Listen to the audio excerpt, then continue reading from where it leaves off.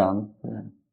Program itu mudah untuk di ATM. Betul kan? Nah, kalau kita hanya berbicara tentang program itu mudah untuk diduplikasi. Iya. Nah, ditiru oleh lembaga-lembaga lain. Namun yang lebih penting daripada sekedar program yang dilaksanakan di sekolah kita adalah ruh yang mendasari dari program itu.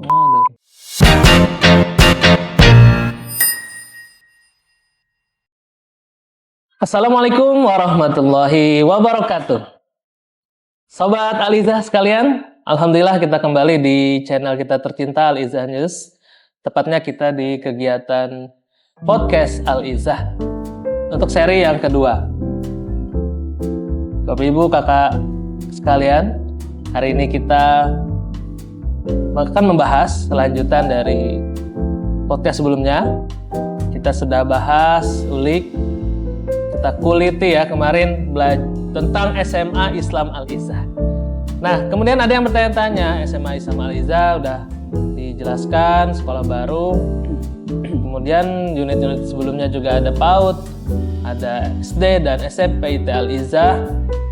Dan itu semua unit sekolah ada di bawah naungan Yayasan Amal Soleh Muslim Saijaan atau disingkat Yasmin. Nah, pemirsa sekalian, mungkin di antara pemirsa ada yang belum mengetahui lebih dalam bagaimana sih visi misi yayasan, visi misi bergeraknya, kemudian proyek-proyek besar yang akan diharapkan serta latar belakang yang mungkin ada keseruan bisa kita ambil pelajaran dan kita bisa ambil hikmah, serta mungkin barangkali pemirsa yang tertarik dengan Sekolah Islam Terpadu Al-Izzah akan semakin mencintai dan termotivasi untuk bersekolah dan bersama menjadi keluarga besar kami di sini. Sebelumnya, perkenalkan diri, saya Ustadz Aryan untuk memandu podcast kita hari ini, dan kita kedatangan tamu di depan kita sapa dulu. Assalamualaikum Ustadz. Waalaikumsalam warahmatullahi wabarakatuh. Oke, langsung saja Bu, kita minta Pak Ustadz untuk memperkenalkan diri. Beliau bagian dari Yasmin, mungkin bisa diperkenalkan Ustadz. Silakan. Baik, selamat pagi sahabat Al-Izzah. Hari ini kita bertemu di serial podcast seri kedua hari ini bersama saya Hamas Al-Qasam, biasa dipanggil Ustadz Hamas. Ya. Saat ini saya diberi amanah di yayasan, pertama sebagai kepala divisi Bina Pribadi Islami dan juga sebagai ketua unit layanan zakat Al-Izzah Peduli. Ya. Dan juga ada beberapa amanah di anggota untuk Al-Izzah Tour and Travel ya. Jadi alhamdulillah ala kulli hal amanah-amanah ini membuat kita lebih dewasa lagi dalam bersikap. Ya. Dan mudah-mudahan kita diberikan oleh Allah SWT keluasan hati, keluasan akal pikiran untuk menunaikan amanah-amanah ini dengan penuh tanggung jawab. Insyaallah. Masyaallah Ustaz. Kabarnya Ustaz juga punya amanah di luar ya Ustaz ya, sebagai kepala Muhammadiyah Ustaz. Di luar sekolah, di luar yayasan, saya diamanahi kebetulan 2023 tadi di Musda Muhammadiyah, pimpinan daerah Muhammadiyah Kota Baru, diamanahi sebagai ketua pimpinan daerah Muhammadiyah Kota Baru periode 2023 sampai 2027 datang. Nah, ya, terima kasih informasinya Ustadz. Kita sudah tahu ya di depan kita adalah Ustadz Hamas, dan beliau insya Allah sudah sangat akan mudah untuk menjelaskan latar belakang Yasmin Yayasan, dan beliau juga banyak berkecimpung di dunia pendidikan, terutama pendidikan Islam. Ustadz, pertanyaan pertama, kira-kira visi misi dari Yasmin ini apa? Bisa diterangkan?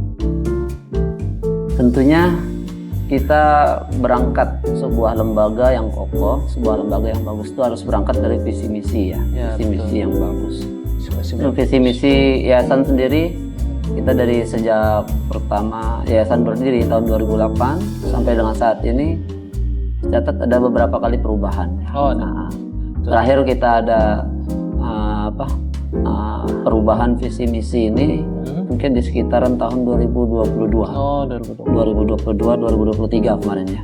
Nah, dengan visi misi yayasan yang terakhir ini kita mengusung visi misi terwujudnya generasi pemimpin robbani. Pemimpin robbani. Yang unggul, yang mandiri, berprestasi dan rahmatan lil alamin. Masya Allah. Ya. Nah, ini visi misi ini menjadi pijakan dasar kita seluruh unit, seluruh lembaga yang ada di yayasan. Jadi di yayasan kita ini kan ada beberapa lembaga ya. Betul. Ada lembaga pendidikan yang membawahi unit pendidikan dari unit PAUD, SD, SMP, SMA. Nah, kemudian ada lembaga usaha yang fokus untuk supporting system ya. Dan juga ada lembaga sosial. Lembaga sosial tadi yang unit layanan zakat ahli zakat. Oke, pemirsa, kita sudah tahu ya ada visi misinya terwujudnya generasi pemimpin robbani ya, dan seterusnya hingga rahmatan lil alamin, insyaallah ya. Dan juga memiliki struktur unit pengembangan ya di bidang pendidikan sekolah itu sendiri. Nah, ternyata selain sekolah juga ada lembaga sosial serta lembaga usaha ya, Pak Ustadz. Nah, kemudian kira-kira yang menarik latar belakang berdirinya yayasan ini apa, Ustadz? Silakan. Alizah dulu 2008 didirikan oleh beberapa orang, terutama ibu-ibu, kaum ibu-ibu dulu yang mendirikan ini, yang menggagas. Berangkat dari kekhawatiran sebenarnya.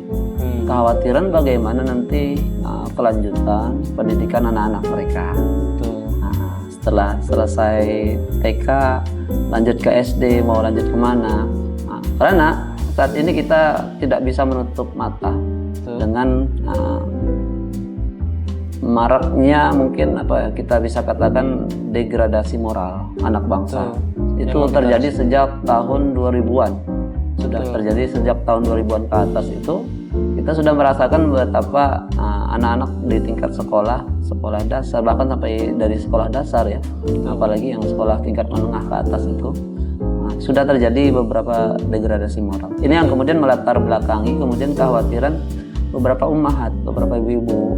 Kemudian mereka bersepakat untuk bagaimana mendirikan sebuah lembaga, sebuah yayasan sekolah. Yang dulu berangkat dari tingkat PAUD itu dulu. Tahun 2008 itu tingkat PAUD, kemudian 2009 setelah setahun berlalu PAUD mendirikan SD. Lanjutan dari lulusan. Lanjutan dari PAUD, anak-anak PAUD yang lulus. Kemudian di tahun 2017 itu mendirikan SMP. Lagi. Dan insya Allah nanti di tahun 2026 mendatang kita mulai mengoperasikan unit SMA. Masya Allah. Terus ada cerita-cerita mungkin herois dari para pendiri-pendiri tentang sejarahnya. Kalau cerita barangkali cerita pengorbanan para pendiri dulu ya, kita mungkin saat ini yang kita nikmati sekarang sudah gedung yang sudah permanen ya kan, permanen, itu sudah lokasi kita sudah fix di sini.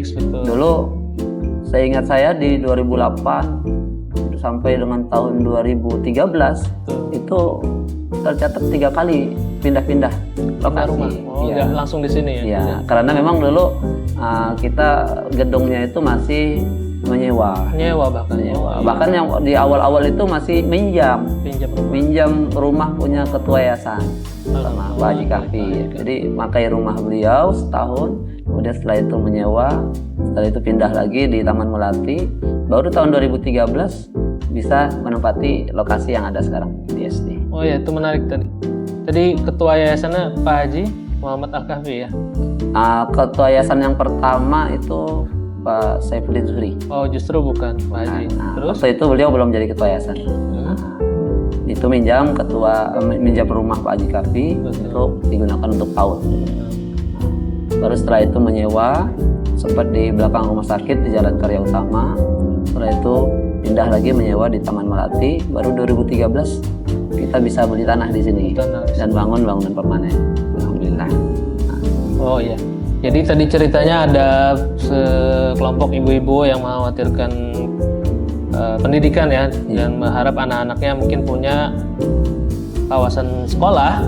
Kemudian mereka berinisiatif mungkin tadi salah satunya dengan membuat yayasan sekolah, kemudian mendirikan seterusnya sampai tahap hingga hari ini kita mau SMA ya Ustaz ya.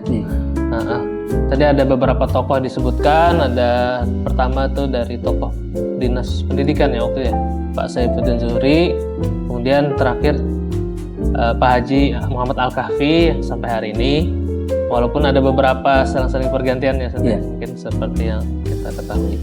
Oke. Nah mungkin yang juga menarik untuk kita ketahui Bapak Ibu, kira-kira apa sih yang dikerjakan oleh yayasan? Berikut tadi ada beberapa lembaga, maupun ada yang paling terkenal lembaga pendidikannya, serta proyek-proyek besar mungkin ke depannya apa sih yang diinginkan. Nah, mungkin yayasan tidak hanya berdiri begitu saja, tapi pasti ada landasan-landasan. Silakan.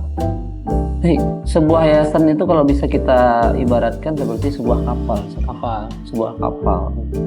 Kapal itu kapal yang mampu mengarungi samudra yang dalam dengan perjalanan yang jauh, dengan ombak yang tinggi. Tentu diperlukan sebuah kapal yang memiliki fondasi yang kuat, lambungnya yang kuat, mesinnya yang durable ya kan, yang tahan banting, tahan lama.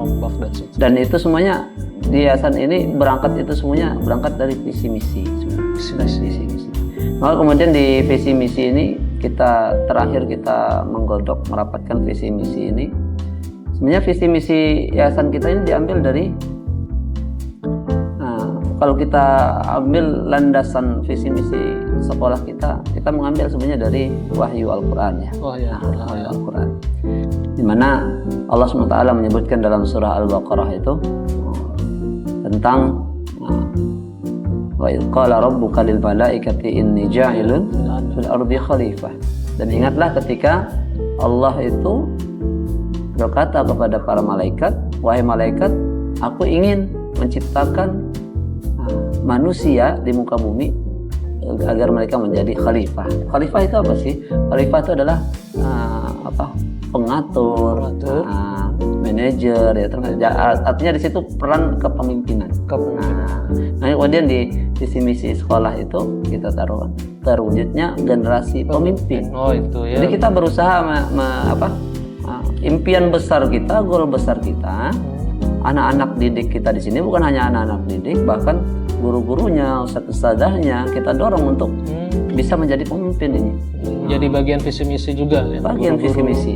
Baik itu pemimpin di lingkup organisasi, di lingkup sekolahnya, dan lebih-lebih lagi nih pemimpin dalam konteks kenegaraan.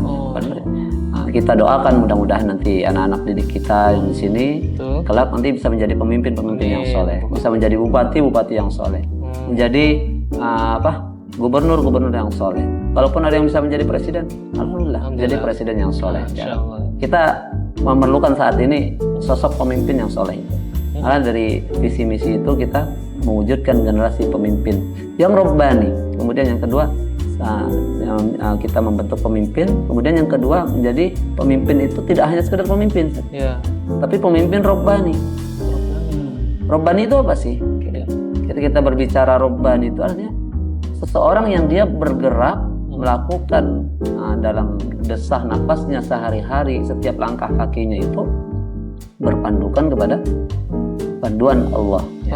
Panduan dari Al-Quran dan As-Sunnah, atau yang disebut segala gerak-gerik langkahnya. Itu adalah dalam kerangka beribadah kepada Allah Subhanahu wa taala, ta'abbud kepada Allah Subhanahu wa taala. Kan itu visi Allah menciptakan manusia kan itu. Iya, menjadi dalam surah Az-Zariyat ya. Allah mengatakan, "Wa ma khalaqtul jinna wal insa illa liya'budun." Tidaklah aku ciptakan jin dan manusia melainkan hanya untuk beribadah, mengabdi kepadaku semata. Jadi itu. Jadi setelah kita bentuk, berusaha membentuk menjadi sosok pemimpin, tidak hanya sekedar pemimpin, karena kalau hanya sekedar pemimpin saat ini banyak pemimpin, tapi ujung-ujungnya pemimpin hanya mencelakai rakyat. Nah, kita tidak ingin, Kebaikan, kita ingin menjadi pemimpin yang robbani, imamun lil muttaqin, ya kan, di pemimpin robbani. Nah, Betul. itu Ustaz. Berarti Goal besar kita. goal besar kita menjadikan siswa-siswi terutama wilayah Kota Baru ya yang menjadi daerah serap SD Sekolah Islam Terpadu Al-Izzah ini menjadi pemimpin besar ya, dan kalau bisa tadi tidak hanya pemimpin di batas daerah tapi bahkan tingkat nasional, presiden, nasional. bahkan dunia mungkin Ustaz ya. Karena hari ini kita sama-sama rasakan di mana kita sedang krisis kepemimpinan. Ada pemimpin yang menjabat mungkin masih perlu dievaluasi karena tadi kurangnya pengetahuan robbani atau pendidikan robbani. Setahu saya juga selain robbani masih ada ya Ustaz ya, berprestasi mandiri tadi dan rahmatan lil alamin. Ya. Bisa dijelaskan lagi Ustaz? Itu aspek yang menunjang daripada kepemimpinan dan aspek daripada yang mendukung daripada kepemimpinan tersebut. Ya.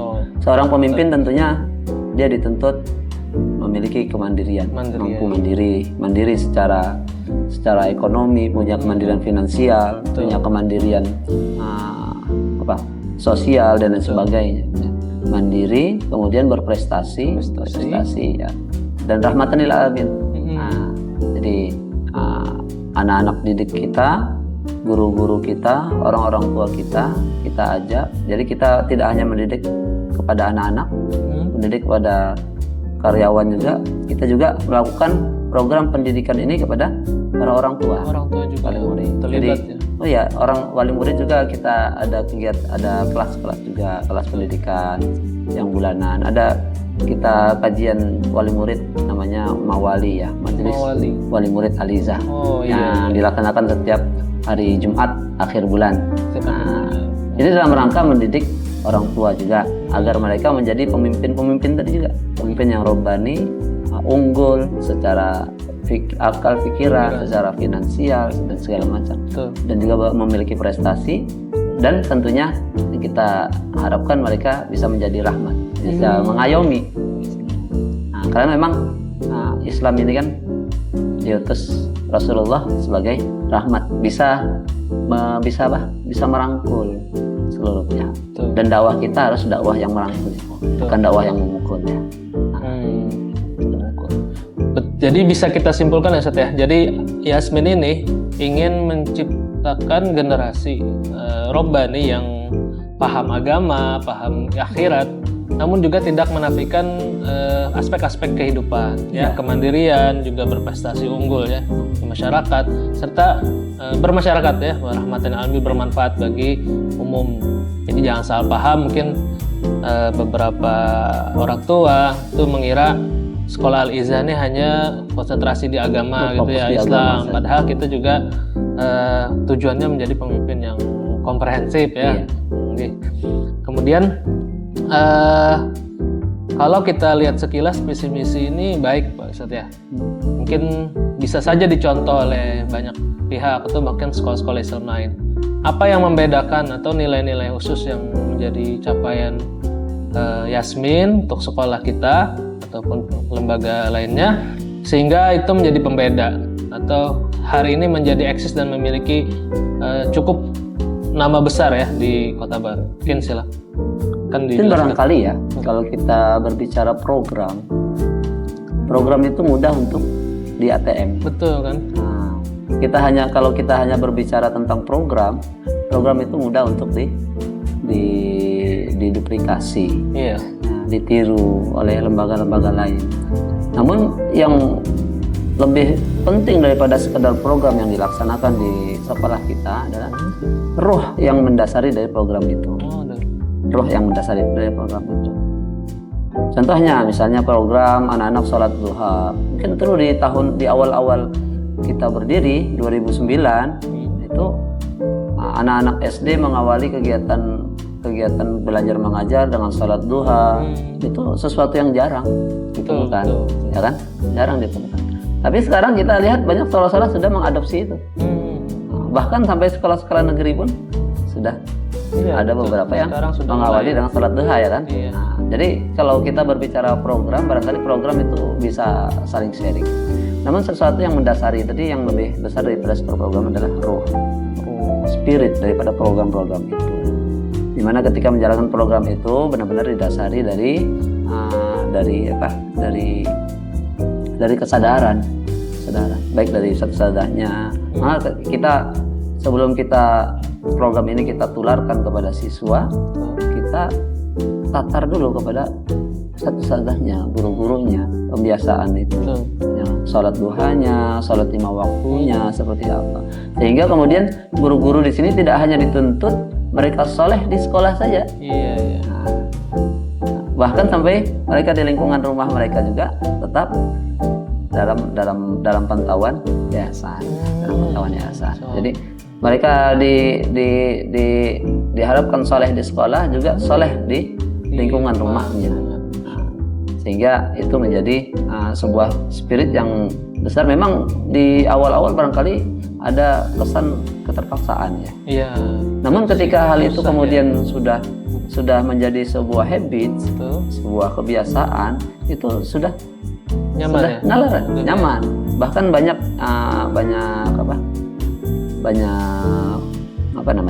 testimoni dari beberapa guru-guru kita yang sudah nyaman dengan lingkungan seperti ini. Mereka alhamdulillah dulu dari yang awal ketika mulai mengajar di sini belum bisa baca Quran dengan baik, kemudian kita tarbiyah, ya kita didik guru tadi mulai bacaan Qurannya, ibadah hariannya, dia merasa bersyukur, berterima kasih.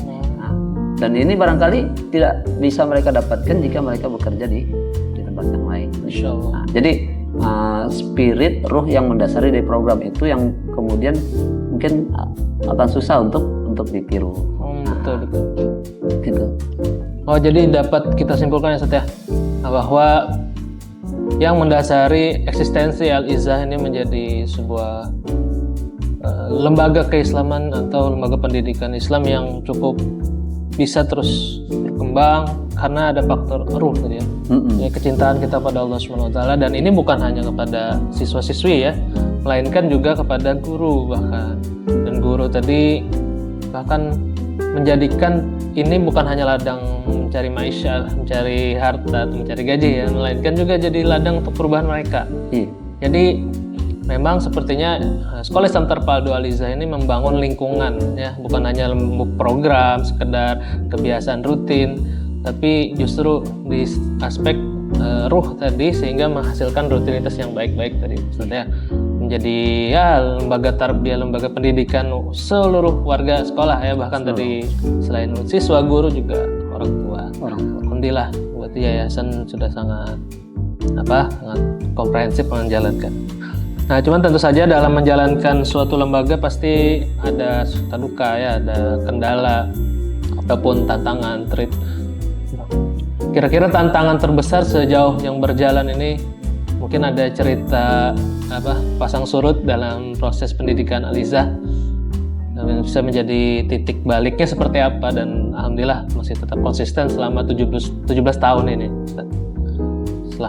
Kalau kita berbicara tentang tantangan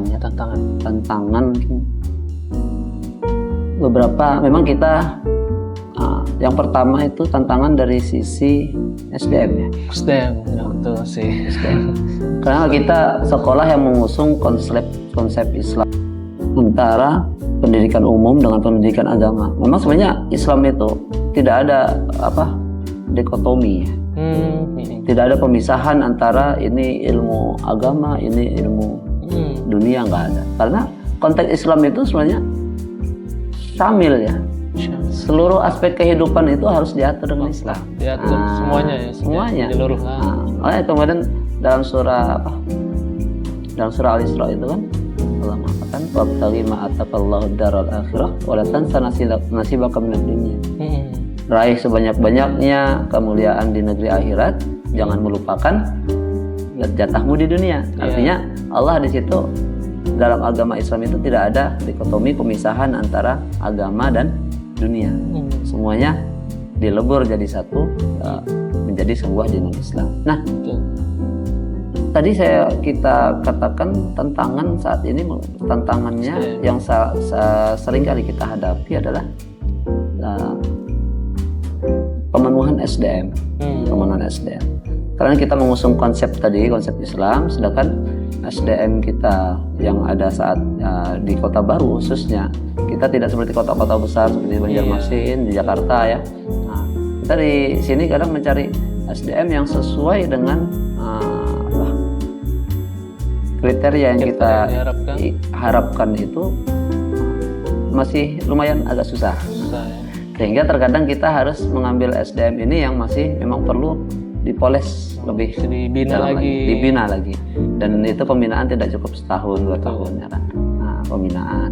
Nah, dan terkadang nanti sudah berhasil dibina, ada yang menikah, ikut pasangan. Nah, padahal sudah bagus kita lihat hasil pembinaannya tuh, ikut pasangan dan lain sebagainya, atau dengan hal-hal yang lain. Jadi ini terkadang menjadi kalau kita katakan kendala, tapi ya insya Allah segala kendala itu ada jalan keluarnya lah. Jadi itu. Kalau yang lain saya anggap ya insya Allah baik aja. Baik aja. Ada lika-liku pasang surut tuh hanya. Ya, lika-liku pasang surut. Terkadang ada konflik-konflik, ya itu biasa. Itu biasa, hal yang semua lembaga pasti. Dinamika dalam lembaga itu hampir semua lembaga pasti ada kayaknya. Tapi alhamdulillah Yasmin ini berarti sudah cukup dewasa lah sejauh ini dalam menangani konflik, menangani permasalahan. Namun yang menjadi konsen permasalahan tantangan utama kita adalah SDM yang mungkin masih perlu dibina. Kan jadi barangkali ada orang tua ataupun peserta didik yang merasa ada kurang, tuh wajar ya Ustaz ya. Karena masih kita semua di dalam proses pembinaan, tapi insya Allah kedepannya tetap selalu kita sempurnakan. Oke, kemudian tadi disebutkan ada beberapa lembaga ya Ustaz ya. Ada lembaga usaha, tadi ada disebutkan beberapa contoh usaha apa tertentu. Kemudian juga lembaga sosial, mungkin bisa diterangkan lagi Ustaz biar diketahui bahwa sekolah yayasan ini tidak hanya berkecimpung di dunia pendidikan, juga ada pengembangan lainnya. Oke. Ya. Untuk lembaga-lembaga yang ada di bawah yayasan ini, kita memang yang utamanya, yang core-nya, lembaga utamanya adalah memang lembaga pendidikan. Yang membawahi unit-unit sekolah, unit pendidikan. Nah, namun di samping itu ada juga lembaga-lembaga yang sifatnya adalah supporting system. Supporting system. Yang pertama itu ada lembaga usaha. Lembaga usaha ini memang dari namanya usaha, berarti memang focusingnya adalah untuk bagaimana pengembangan usaha yayasan ya. Yayasan. Nah, maka di lembaga usaha ini nanti membawahi nanti ada unit dapur, catering yang melayani makan konsumsi anak dan guru. Kemudian ada juga unit toko sekolah yang menyediakan berbagai keperluan untuk di unit maupun keperluan orang tua juga ada. Bahkan di akhir-akhir di bulan tadi ini dari yayasan membuat program yaitu untuk voucher belanja untuk guru. Belanja bulanan. Jadi guru-guru diberikan voucher belanja bulanan dari yayasan itu untuk belanja di toko. Keperluan bulanan dari sembako ya kan, keperluan rumah tangga dan sebagainya. Jadi itu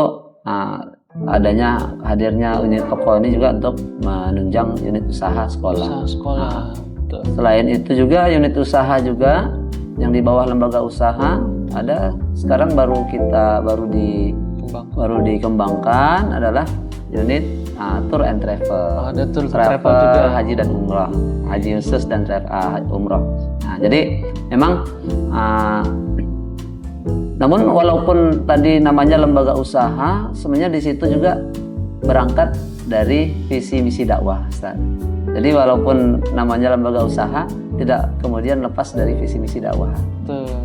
Visi misinya tetap mengacu kepada visi misi yayasan tadi, ya kan, untuk membentuk pemimpin yang robbani,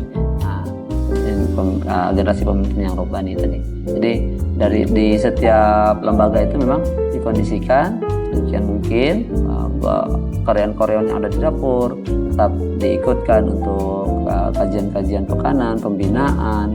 Kalau sholat, waktu sholat zuhur disuruh sholat, jalan semuanya. Demikian juga yang di toko dan di unit-unit usaha yang lainnya.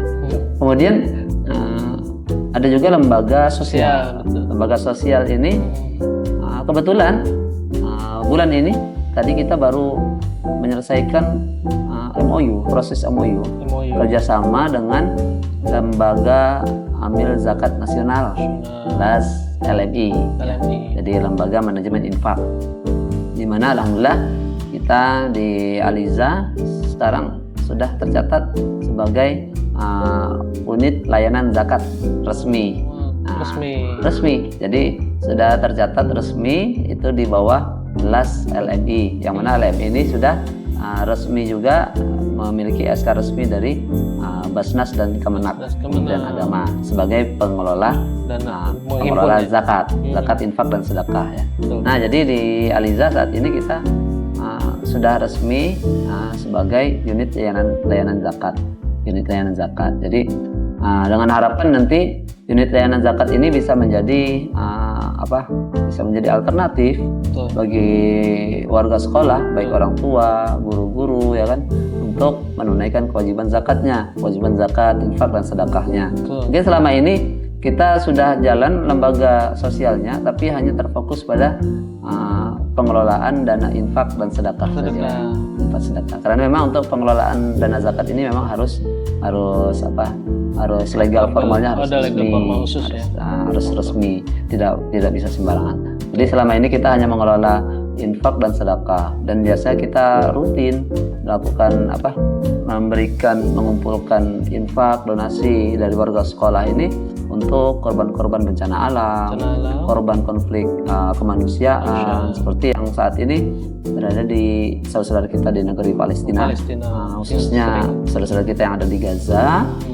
Alhamdulillah, Aliza itu kita rutin. Ada terus. Setiap tahun itu minimal kita 4 kali penyaluran.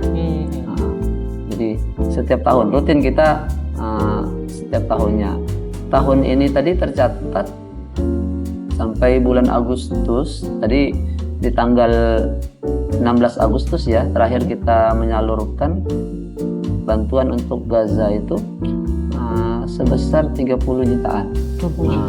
Jadi total untuk dari tahun 2023 sampai dengan Agustus kemarin itu ada 10 tahap, sekitar 600 jutaan yang sudah kita distribusikan ke Gaza. Alhamdulillah kita bekerja sama dengan beberapa lembaga-lembaga filantropi tingkat global ya untuk penyalurannya ke sana, dan kita selalu transparan kepada orang tua. Kita memberikan laporan penyaluran yang sudah tersalurkan di sana dalam bentuk apa, bentuk tenda, bentuk makanan jadi, bentuk obat-obatan. Kita selalu laporkan kepada orang tua untuk hasil dari. Selain penghimpun juga transparansinya rutin. Iya, jadi kita laporkan sehingga dipercaya. Jadi dapat kita simpulkan ya Bapak Ibu bahwa lembaga ini tidak mencari keuntungan semata ya, atau keuntungan pribadi atau keuntungan lembaga, melainkan jikapun membangun lembaga usaha itu diperuntukkan untuk kesejahteraan bersama ya, guru-guru, karyawan, seperti tadi ada voucher belanja, ada sembako rutin, mungkin ada THR dan lain-lain, serta lembaga sosial di mana beberapa menghimpun dana untuk konflik kemanusiaan, bencana dan lain sebagainya, itu selalu kita transparansi dan sampaikan.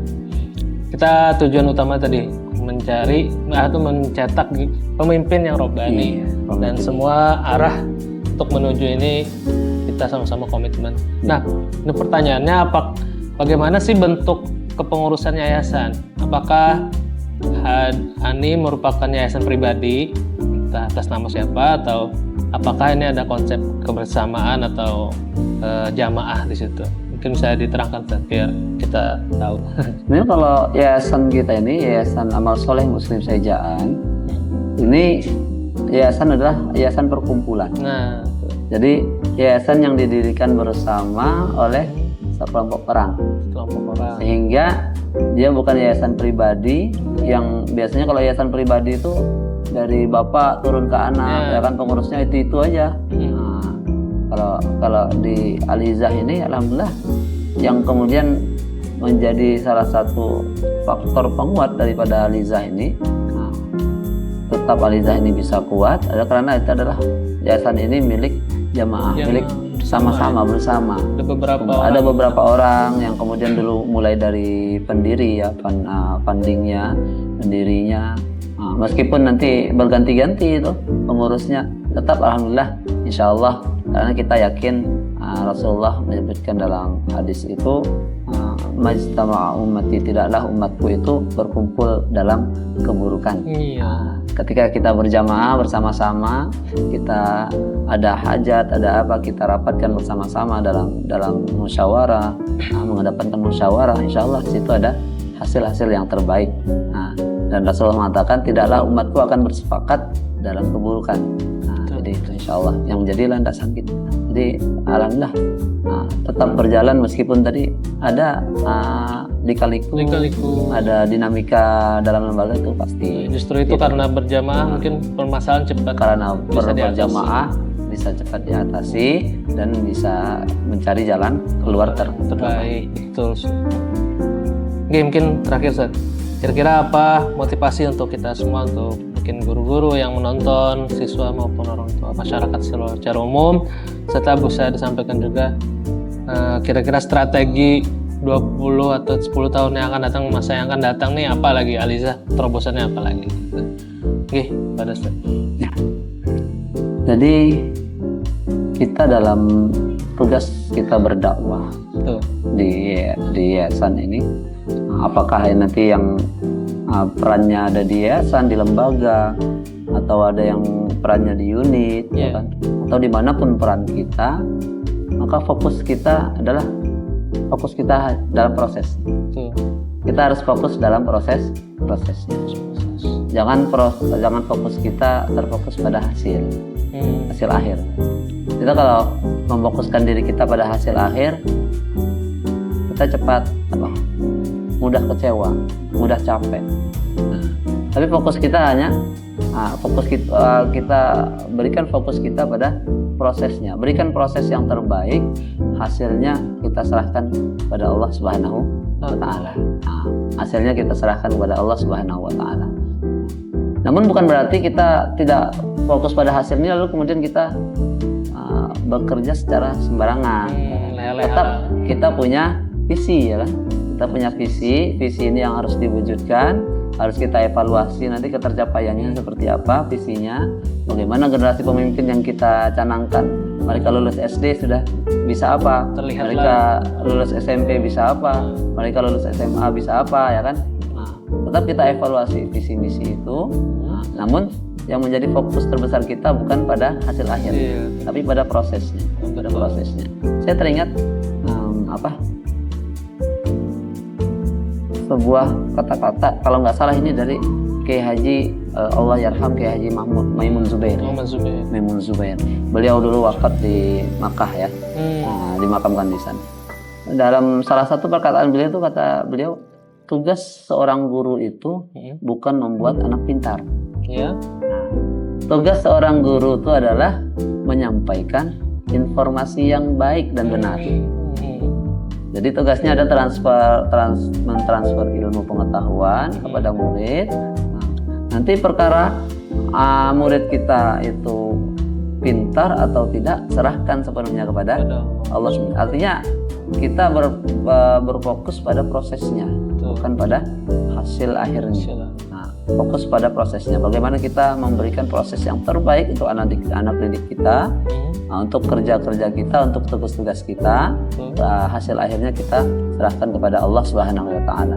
Dan yang kedua, tentunya bagaimana strategi kita untuk yang akan datang ke depan supaya bisa lebih berkembang. Tentunya berawal dari mindset kita, pikiran kita jangan menjadi fixed mindset ya. Fixed mindset artinya pemikiran yang jumud. Kita sudah nyaman gini aja. Kita sudah nyaman gini aja. Kita harus mengubah pola pikir kita dari fixed mindset tadi menjadi growth mindset. Growth mindset.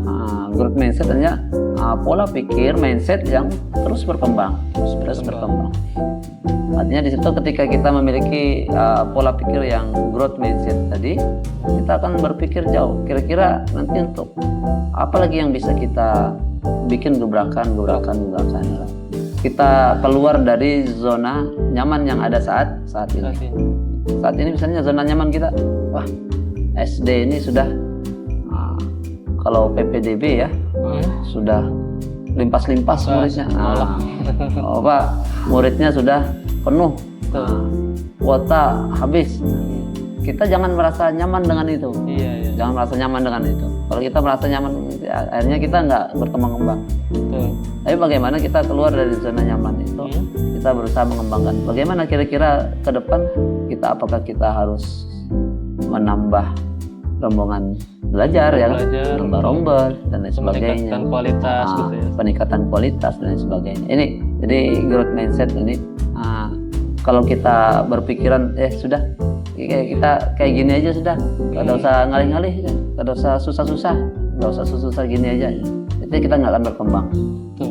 Bahkan mungkin nanti kita akan cenderung semakin turun. Karena apa? Dunia persaingan saat ini antara lembaga itu semakin ketat. Tantangan semakin besar.